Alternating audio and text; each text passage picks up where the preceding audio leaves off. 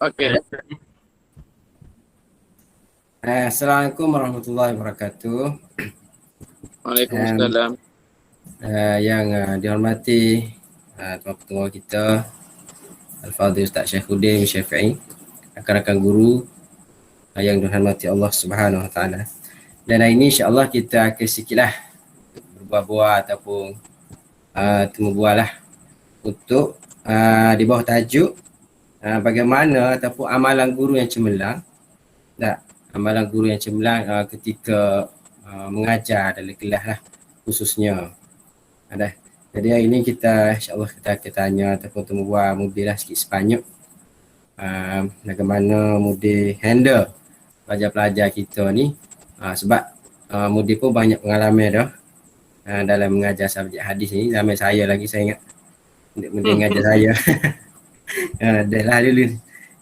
Jadi saya rasa sesuai lah untuk kita ambil pengalaman daripada mudah insya-Allah.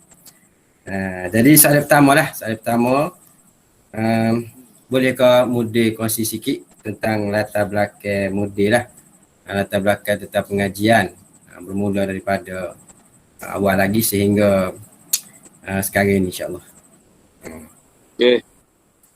Assalamualaikum warahmatullahi wabarakatuh. Waalaikumsalam.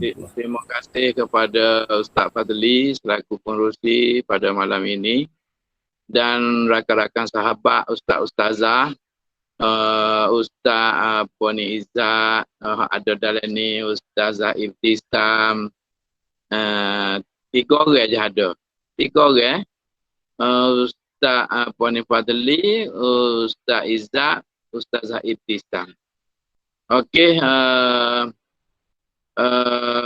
alhamdulillah pertamanya dan selamanya marilah sama-sama kita mengatur syukur kehadrat Allah Subhanahu Wa Taala kerana pada malam ini kita berkesempatan dalam masa setengah jam untuk berkongsi ilmu, dan pengalaman berkenaan dengan amalan guru cemerlang. Jadi persoalan itu difokuskan kepada saya sebagai seorang guru yang memegang subjek hadis dalam peperiksaan SMU.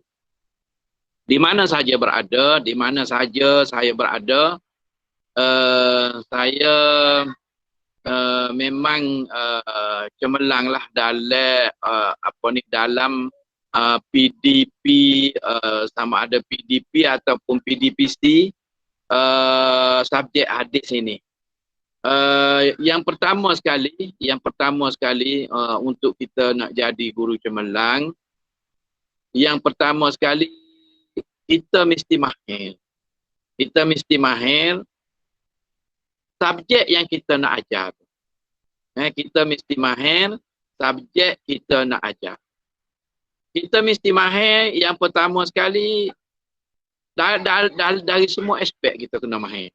Kita kena mahir dari segi matan hadis itu sendiri, dengan barisnya, dengan terjemahannya yang tepat dan mudah difahami oleh pelajar. Jangan kita nak mengajar sesuatu tajuk hadis, kita sendiri pun tidak yakin tentang baris hadis tersebut. Sekali kita baca baris di atas, sekali kita baca baris di bawah. Jadi apabila pelajar kita dengar cara bacaan kita, akan menimbulkan satu perasaan yang tidak selesa kepada pelajar-pelajar kita yang mana dia tak yakin. Baris yang kita bui itu adalah baris yang betul dan dia boleh bacakan, dia boleh hafal dan dia boleh hafal sebagai ilmu yang dia perolehi dan dia nak baca pula kepada kawan-kawan dia ataupun apa-apa majlis saja yang mereka dijemput untuk menyampaikannya. Jadi untuk menjadi guru cemerlang ni, kita mesti mahir apa yang kita nak ajar. Kita mesti yakin apa yang kita nak ajar tu. Jadi contohnya mula-mula sekali kita dalam subjek hadis ni, kita kita baca baris biar jelas. Lepas kita baca baris biar jelas, kita kena pastikan anak murid kita tu memang boleh baca dengan jelas juga. Dengan jelas juga.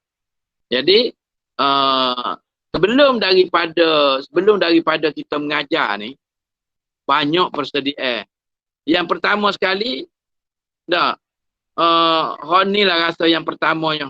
Nombor satu sekali, kita mesti malam untuk kita nak mengajar tu, kita kena semaya hajat dah. Kita kena semaya hajat dah, mohon Allah Subhanahu Wa Taala bukakan hati-hati pelajar-pelajar kita supaya dia boleh mengikuti apa yang kita ajar. Dan keberkatan itu kita mohon daripada Allah SWT supaya diberikan kepada pelajar-pelajar yang akan kita ajar pada besok hari. Itu yang pertama. Yang kedua, apabila kita masuk di dalam kelas, ini pernah diamalkan oleh ustaz-ustaz semua pun dah amal dah ni benda-benda ni. Kita masuk dalam kelas tu, selepas daripada kita bagi salam, pelajar jawab salam, jangan duduk lagi waktu tu belakang, guru masih berdiri, pelajar pun masih berdiri, kita kena baca dulu dok. Sebaik-baiknya kita baca dalam dua bahasa. Yang pertama kita baca Quran Arab dulu. Lepas tu baru kita terjemuh apa doa yang kita baca tadi kok bahasa Melayu. Supaya mereka ini tahu akan kepentingan ilmu yang akan kita ajar. Dan mereka pelajar ni tahu apa harapan kita sebagai seorang guru untuk dia menguasai selama 40 minit PDPC ke, PDPR yang kita nak mengajar tu, dia tahu hasrat kita tu betapa bersungguhnya kita nak suruh dia beri tumpuan semasa kita belajar dan dia boleh menguasai setiap poin-poin penting an-nuqat ar-ra'isiyah al-muhimmah di dalam setiap tajuk yang kita nak ajar. Okey. Sebelum daripada tu, selepas kita baca doa, duduk, masa pelajar duduk tu, kita jangan terus kepada tajuk. Kita jangan terus kepada tajuk yang kita nak ajar. Kalau kita sebagai seorang guru baru, kalau kita sebagai seorang guru baru, wajib kita ta'aruf dulu. Wajib kita ta'aruf pelajar. Dan pelajar ini, paling tidak kita ta'aruf, kita nak tahu nama dia duduk mana. Pelajar ni, dia akan rasa terikat dengan kita. Sekiranya kita tahu sebut nama dia, kita cek, kita ingat. Tu. Apabila kita ta'aruf, kita usaha untuk nak mengingati. Walaupun kita tak ingat secara spontan, dalam permulaan PDPC kita tu, PDPR kita tu, mungkin kita tak ingat secara spontan. Tetapi lama-kelamaan, dalam seminggu, 2 minggu, kita akan ingat nama dia. Apabila kita ingat nama dia, dia akan membuka satu keinginan, rasa untuk mengikuti mata pelajaran kita. Sebab dia menghargai. Tamu-tamu sekali mudah pula mengajar, mudah boleh ingat nama dia. Dia rasa teruja. Apabila dia rasa teruja, dia akan bermotivasi secara spontan untuk menerima apa saja yang kita ajar dan dia menghafal apa yang kita suruh dan dia buat tamrin-tamrin yang kita homework yang kita suruh. Itu rahsia yang pertama. Rahsia yang pertama, kalau kita tak boleh sebut nama dia pun, kita boleh sebut kampung dia. Awak duduk sekali, awak duduk Pakam Lerek contohnya. Dia rasa begitu teruja dan berasa dihargai. Apabila dia ada contact link dan dah dengan kita, contact link dah dengan kita, ada bar dia, bar dia tu telah naik, kalau tidak naik 4, 5 pun, dah ada 3 bar. Clear dia punya line itu, maka insya-Allah barulah kita boleh memulakan topik pengajaran kita. Dah, itu yang ke berapa dah tu? Kita baca doa, kita sembahyang hajat malam, untuk kita nak suruh dia tu mudah faham subjek kita. Lepas tu yang kedua, kita kena buat persediaan. Kita kena buat persediaan sama ada kalau hadis dari segi matan hadis tu sendiri. Dari segi ma'anil kalimat tu sendiri. Bukan terikat kepada ma'anil kalimat dalam buku saja. Kalau boleh kita perkayakan. Kita boleh wari contoh satu lagi yang tidak ada dalam buku. Ini pelajar kita lebih respect kepada kita. Lebih respect kepada kita dan dia tahu memang kita mahir. Kita mahir di dalam subjek tersebut. Lepas pada tu setiap kali kita mengajar, kalau boleh lah kita mesti berdiri. Kita mesti berdiri ke sana kemari, ke belakang ke depan, dan kita memerhatikan nota-nota yang dia catat tu. Kadang-kadang ada pelajar yang tertinggal buku dan dia olok-olok sahaja menulis baris ataupun terjemahan ataupun segala catatan yang kita beri. Tetapi dia catat di nota lain. Kita kena ambil perhatian. Sekali kita marah, sekali kita beri warning berkenaan dengan perkara tersebut, insya-Allah akan menjadi pengajaran kepada guru-guru lain, kepada pelajar-pelajar lain, supaya dia sentiasa alert dengan persiapan di sebelah pihak dia untuk mengikuti PDPR kita atau PDPC kita. Kalau PDPR mungkin kita tidak boleh memantau secara Zoom secara lebih jauh. Itu kelemahan PDPR. Jadi kalau PDPC secara berdepan, insya-Allah kita boleh memastikan perkara tersebut. Lepas pada tu, untuk menjadi seorang guru cemerlang dalam apa-apa subjek, kita mesti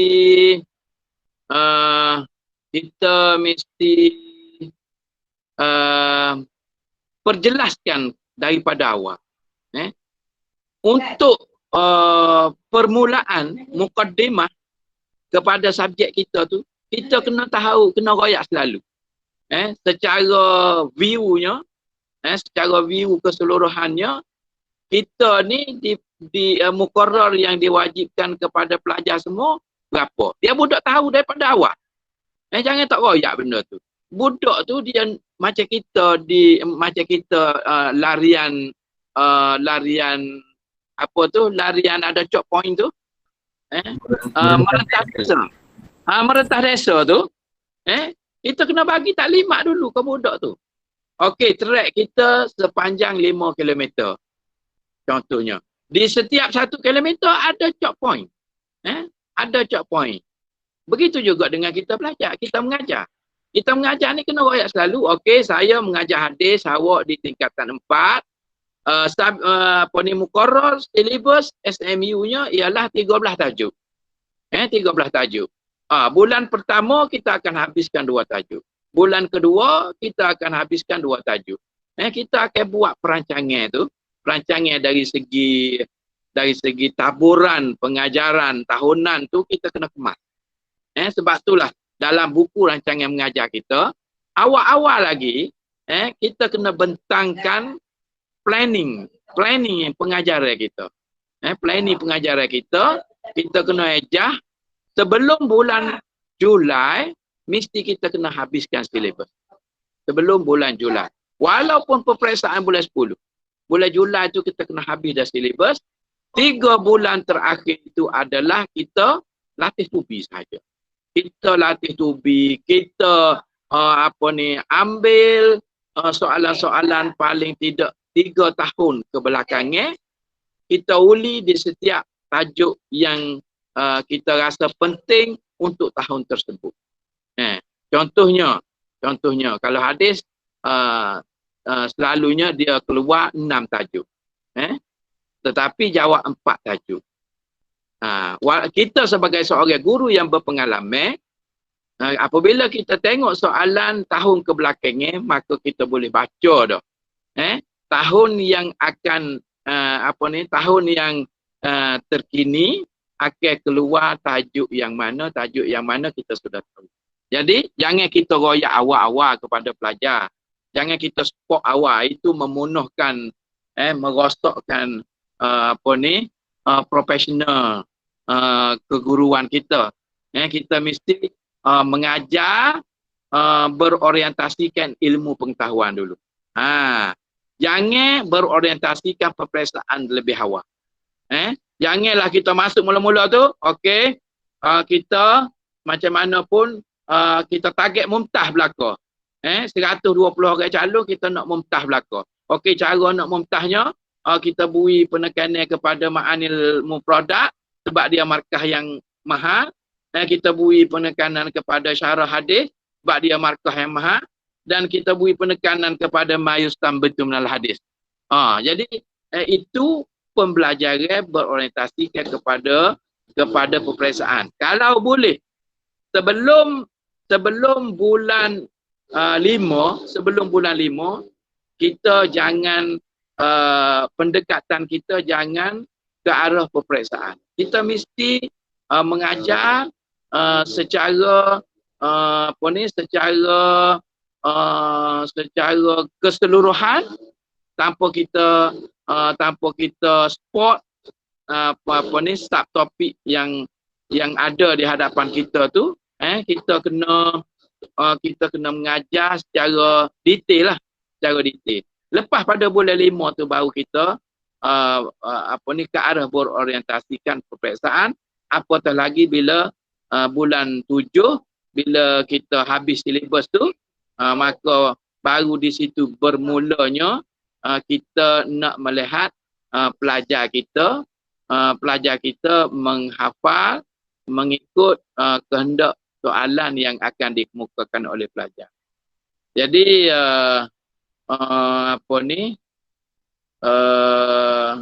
kita mesti dalam kita mengajar ni, kita kena pastikan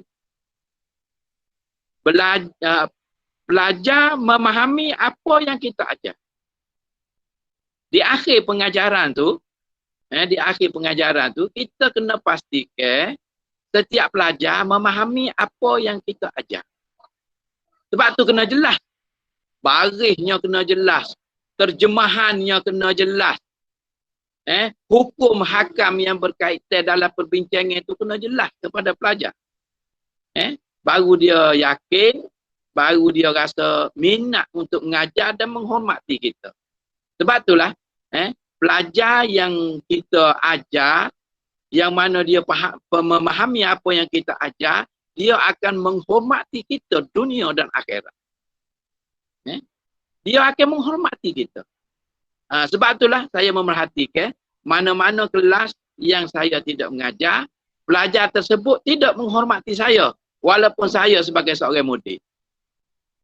Tetapi kalau kelas yang saya ajar, yang saya boleh beri ilmu kepada dia dan dia rasa menerima banyak ilmu daripada saya, dia menghormati saya. Begitu juga pelajar lelaki.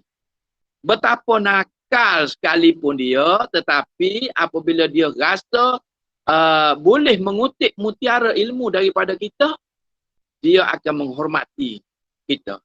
Jadi kunci macam mana kita nak suruh pelajar menghormati kita, terutama sekali pelajar lelaki. Pelajar perempuan memang mudah untuk kita nak kawal kelas. Memang mudah sebab dia pemalu. Sebab dia budaya pelajar perempuan ni. Tetapi kalau pelajar lelaki,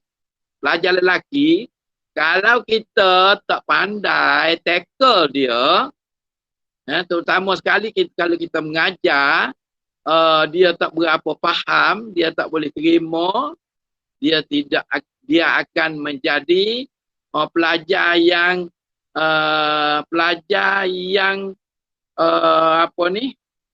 yang membantutkan PDPC kita. Dia akan dia akan japuk, dia akan menjawab, dia akan bertanya soalan-soalan yang tidak ada kaitan dengan pengajaran. Itu pelajar lelaki. Sebab itulah kita nak mengajar pelajar ni, kita kena tengok. Kalau pelajar lelaki, lebih lagi kita kena mengamati pelajar tersebut, terutama sekali nama dia tu. Kalau dia tak memberi respon yang baik kepada kita terus kepada sebut nama dia. Apabila kita sebut nama dia, kita sebut nama ayah dia, insya-Allah dia akan memberi tumpuan yang lebih kepada subjek kita. Jadi kita kena pandai lah. Kita kena pandai mencuik hati pelajar-pelajar kita tu. Semasa kita mengajar tu, kita kena pandai. Bukan kata kita fokus kepada poin-poin dalam pengajaran kita saja. Kita kena wari cerita-cerita semasa. Semasa kita mengajar tu, kita kena merentas kurikulum. Kita merentas kurikulum. Kalau kita duk mengajar, bertemu dengan bab-bab penyakit ke, penyakit berjangkit ke, maka kita kena wari selalu dengan contoh yang ada di sekitar dia. Kalau ni dengan pandemik COVID-19 kita sebut, maka dia akan beri respon yang lebih baik. Kalau kita asyik terikat dengan buku sahaja, maka dia akan beri tumpuan hanya 10 minit saja. 10 minit saja pelajar beri tumpuan kepada kita. Kalau kita kaitkan dengan isu semasa ataupun dengan cerita-cerita, maka dia kembali semula. Kembali semula memberi perhatian. Sebab itulah dalam mengajar kita kena ada joke. Kita kena ada bergurau. Kita kena ada cerita-cerita. Kita kena ada pengalaman-pengalaman hidup kita. Kita kena royak ke dia dan dia akan tertarik dan memberi respon yang baiklah kepada pengajaran kita. Lepas pada tu, apa yang kita ajar, kita mesti tahu bahawasanya pelajar itu memahami apa yang kita ajar. Yang pertama dah tadi. Yang kedua, pastikan dia menghafal poin-poin penting apa yang kita ajar. Menghafal poin-poin penting apa yang kita ajar. Caranya kita tasmik. Kita kena buat ujian rambang. Tiap kali slot kita contohnya 40 minit. 10 minit terakhir itu di situ ada panahan beracun. Apa panahan beracun? Kita sebut saja nama contohnya 40 orang, kita ambil 5 orang saja. Okey. Fatimah. Fatimah, awak duduk di Maceh. Kita boleh royak gitu. Dia rasa teruja lah. Okey. Cuba jawab ma'anil kalimat yang Ustaz suruh hafal. Okey. Dia pun jawab. Memang betul dari segi lisan dia tu betul sebutkan dia. Okey. Lepas pada dia sebut betul tu, kita kena pastikan dia tulis tu betul juga. Sebab itulah kita kena buat tamrin. Kita kena tasmik dia. Lepas tu kita kena buat tamrin dia. Sebab kita nak tengok cara penulisan dia tu memang betul mengikut apa yang dia tersebut. Jadi untuk kita jadi seorang guru yang cemerlang ni, nombor yang keseterusnya kita kena pastikan kita mengajar dipahami, poin-poin penting yang kita mengajar tu pelajar boleh sebut dan pelajar boleh tulis. Lepas dia boleh tulis tu, betul pula hak dia tulis. Ada pelajar yang boleh sebut dari segi lisan, tapi nak tulis tak reti. Ada boleh pelajar yang sebutnya reti, tetapi tulis pun betul. Tapi jawapan tak berapa tepat. Tu lain pula. Jawapan tak berapa tepat. Jadi banyaklah perkara-perkara yang perlu kita sebagai seorang guru peka untuk kita nak menjaga prestasi peperiksaan bagi subjek kita. Orang akan tabik kepada kita sekiranya subjek kita 100%. Orang akan tabik kepada kita kalau subjek kita 100%. Terutama sekali kita mengajar pelajar lelaki. Pelajar lelaki memang guru, kalau perempuan memang menangis dah. Kalau di Samsul Ma'arif Labok tu, ramai guru perempuan yang menangis kerana diejek oleh guru pelajar. Sebab apa? Sebab apa diejek? Sebab dia tidak mempunyai rahsia macam mana untuk nak tackle pelajar lelaki. Dia lain. Pelajar lelaki ni, kalau dia tu dia suka menimbulkan ketegangan dalam kelas untuk cikgu memberi perhatian kepada dia. Dia sengaja, dia nak uji cikgu tu.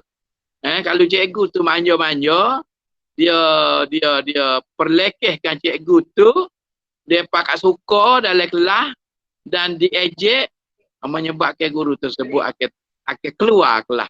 Akan keluar kelas. Tapi kalau guru lelaki, dari segi body dia tu sendiri merupakan signal yang ditakuti oleh pelajar-pelajar lelaki lah. Kalau guru perempuan ni memang kalau kita tak jawab apa yang dia timbulkan tu, kita tak patuh lalu gapo hak mulut celupar dia tu, kita tak patuh dia, dia akan tidak patuh lah. Tidak patuh kepada guru perempuan tersebut. Sebab itulah masa saya mengajar, kalau ada suara-suara tumbang yang keluar, kita akan ambil tindakan selalu. Tindakan macam mana? Bukan kita rotan dia. Kita suruh dia bangun. Kita suruh dia ulang kembali apa yang awak cakapkan. Lepas pada tu, kita beri nasihat ke dia. Kita beri nasihat ke dia, sebenarnya awak ni tidak menghormati guru dan tidak menghormati majlis ilmu. Kita royak molek ni dosa dan sebagainya, insya-Allah. Lain kali dia malu dah kepada kita dan dia akan beri tumpuan yang sepenuhnya. Jadi selain daripada itu, kita sebagai seorang guru mesti ada target. Kita sebagai seorang guru mesti ada target. Berapa peratus kita nak subjek kita untuk tahun ini? Tentunya 100%. Jangan kita target 80%. Orang tak panggil target 80%. Kita kena target rapat tara, iaitu 100%. Lepas tu dalam kepala kita kena ada selalu berapa orang untuk kita nak dapat mumtaz. Kita kena ada lalu. Berapa orang pelajar daripada 180 orang calon SMU, berapa orang untuk kita target mumtaz. Berapa orang untuk kita nak target jahit jidan. Berapa orang untuk kita nak target jahit. Cukuplah. Tak payah target makbul. Orang tak target makbul. Mumtaz, jahit jidan dan jahit sahaja. Kalau boleh, kalau kita nak grade purata subjek kita tinggi, jangan ada walaupun jahit. Kena ada mumtaz dengan jahit jidan sahaja. Baru grade purata subjek kita 1.3 contohnya. 1.5 tu tinggi tu. Jadi apabila kita ada target kepada pelajar-pelajar ni, maka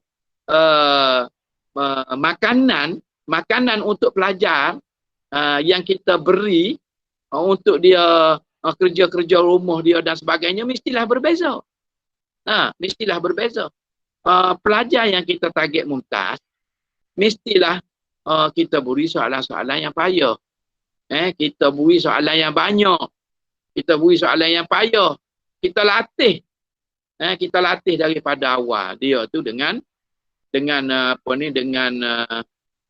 subjek, dengan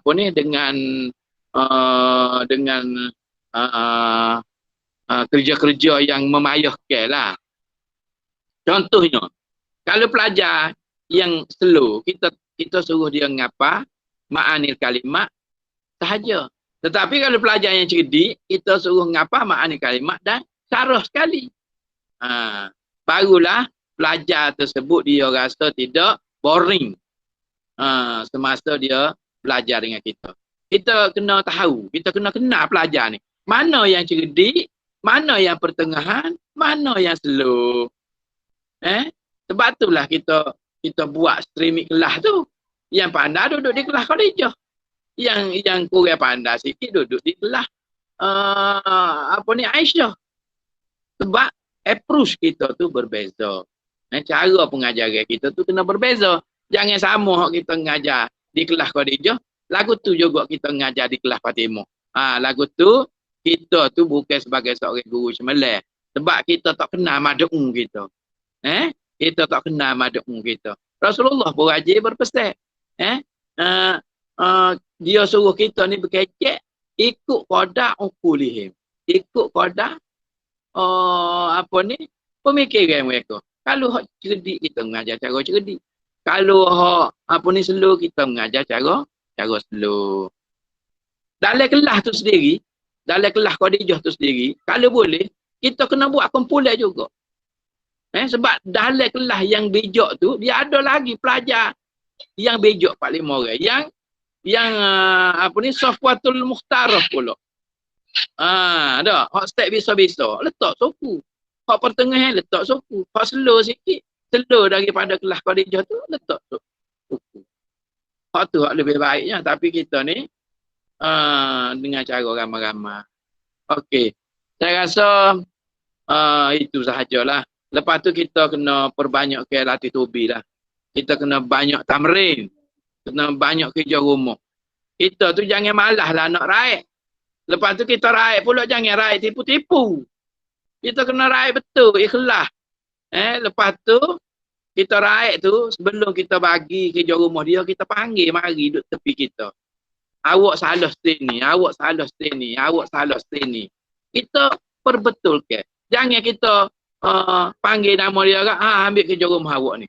Tanpa kita royak dia ni silap mana, dia ni tak betul mana, dia ni tak kena jawab mana dan sebagainya. Jadi kita kena kualitikan tamrin kita tu. Saya rasa itu sajalah. Itu saja. Cukup dah setengah jam dah. Kalau ni tak padat lagi, terang tanya PKP lah pulaknya. Jadi amalan sayanya lagu tu lah. Nombor satu sekali kita kena perhabiskan awal tu kata kita. Lepas perhabiskan awal kita kena latih tubi dengan banyak lah latih tubi awal dan kita buat banyak latih tubi kepada pelajar-pelajar. Lepas tu setiap latih tubi tu kita kena beri markah yang betul lah. Markah yang betul-betul dengan kita, dengan cara kita, cara skema markah. So lagi saya nak pesan, berebutlah jadi pemeriksa kertas. Untuk menjadi seorang guru yang cemerlang dalam apa subjek, berebut untuk jadi pemeriksa kertas. Sebab kemahiran berada di situ. Kalau kita mengajar 10 tahun tapi kita tak ada pengalaman periksa kertas, kita tidak yakin. Kita tidak yakin. Tapi kalau kita ada pengalaman, kita boleh wayak dah bodoh. Awak jawab setakat ni sudahlah. Ni jawab setakat ni boleh markah penuh dah. Ya bodohnya kalau hak tak wajib periksa kertas, 3 baris dia ngapa? Bodoh tadi. 3 baris dia ngapa? Dengan 1 baris pun sudah mencukupi dah untuk mendapat markah yang penuh. Jadi kemahiran seorang guru yang cemerlang ni, dia nombor satu sekali, dia berpengalaman dalam memeriksa kertas. Jadi saya rasa itu lah. Pukul 8.58 dah ni. 2 minit lagi cukup pukul 9. Apa lagi orang nak tanya Kalau ada nak tanya, nak kemah. Tak Izzat. Syuting lah saya kecek tu. Ini Mudir, menangkan Mudir dah cerita panjang lebar berkenaan antara pengajar dan pelajar. Jadi saya nak tanyalah soalan ringkas je. Macam mana Mudir nak memotivasikan rakan sekerja Mudir, sebab Mudir nak sampai ke tahap jadi Mudir sekarang ni, saya yakin Mudir dah lalui pelbagai kenangan pahit manis sebagai seorang guru. Jadi kenangan manis tu alhamdulillah lah. Jadi kenangan pahit ni mungkin salah satunya bertemu dengan rakan sejawat yang bermasalah. Jadi Mudir cara Mudir sendiri untuk menangani rakan sekerja ni Mudir. Okay, faham. Okay, faham. Macam ni. Lain kepala, lain rambutnya. Lain belalang, lain padang, lain belalangnya. Kalau kita di sekolah yang ramai, contohnya di sekolah kita tu, ada 60 orang semua guru. Semuanya lain-lain belaka. Dalam lain-lain ni, ada guru yang bermasalah. Di mana-mana sekolah pun kita tak dapat lari, memang ada guru yang bermasalah. Cuma masalah sikit dengan masalah banyak. Guru yang bermasalah ni kita tak boleh biarkan. Sebab dia akan berjangkit kepada guru yang tidak bermasalah. Sifat yang tidak baik ni sukar sangat diikuti oleh rakan sahabat dia. Tapi kalau sifat yang baik ni payah nak ikuti. Jadi guru yang bermasalah dan dia ni akan memain peranan untuk mempengaruhi guru yang tidak bermasalah. Jadi kita tidak boleh biarkan guru yang bermasalah, dan cara kita nak tegur dia tu jangan dengan cara yang formal. Contohnya kalau kita tahu dia tu bermasalah, jangan seorang muda tu panggil pertama kali tu masuk dalam bilik selalu. Panggil dalam bilik selalu. Sebab dari segi motivasi dia down dah. Kalau kita panggil dalam bilik, panggil secara berprotokol, maka semangat ukhuwah dia tu berasa kurang dah dengan muda. Kalau boleh, muda kena tanya masalah dia, boleh makan keting ya. Boleh jumpa di kursi-kursi tempat-tempat rehat ke, ataupun di kantin ke, tanya khabar sikit. Dan kita pestah lalu. Kalau dia tu tak betul, kita royak lalu, Ustaz, lain kali jangan buat lagu ni dah. Sebab dalam kita sebagai seorang guru, contohnya berpakaian lah. Contohnya dia tidak berketerampilan dalam pakaian. Pergi sekolah pakai lepas. Baju semak dah, keluar semak dah, tapi pakai lepas. Cara kita nak tegur lah ke mana? Cara kita nak tegur, jangan kita panggil belik. Kita jumpa di selisih di mana-mana, kita pegang tangan dia. Kita pegang lengan dia ke, kita pegang tangan dia ke. Mustilah ni tak boleh nak pegang dah. Walaupun tak boleh pegang, kita royak, Ustaz. Kalau boleh. Kita royak ke apa. Dia face to face ni lebih terkesal lah. InsyaAllah dia tak akan buat. Itulah pengalaman saya lah. Yeah.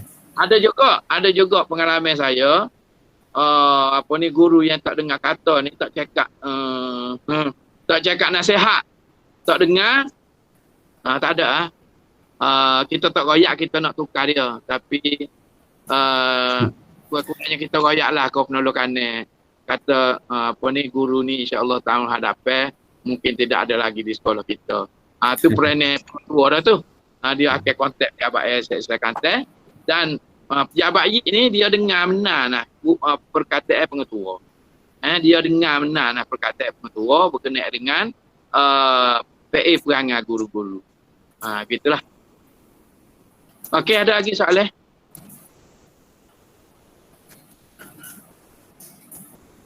Ada lagi nak nanya?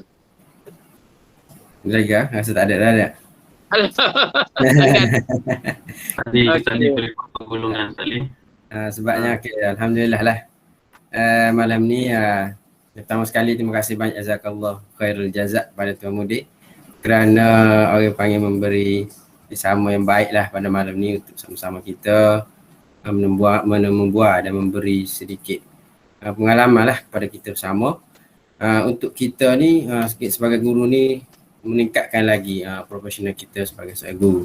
Dan banyaklah kami dapat ambil pada malam ni, walaupun satu soalan pun merangkumi banyak dah sebenarnya. Jawapan yang kita nak soal. Tu kemah tu. Tak ada tanya banyak, jawab belakang. Jawab belakang. Jadi teori-teori itu sudah orang panggil sudah dapat kita buat laporan ataupun kita sudah dapat aplikasikan lah. InsyaAllah dalam penulisan nanti. Jadi saya rasa setakat tu dulu untuk pada malam ni. Sekali lagi diucap pada terima kasih kepada Tuan Mudik. Mudah-mudahan apa yang kita buat pada malam ni akan dirahmati Allah SWT dan mendapat ganjaran yang besar insya-Allah Subhanahu Wa Taala. Dan lepas ni saya tak ada gambar tak rakan-rakan sahabat sekalian. Ada lagi kau nak tambah? Ustaz Saimi ada kau nak tambah? Ustaz Iqbal. Ustaz Saimi ada. Cukup dah. Okey.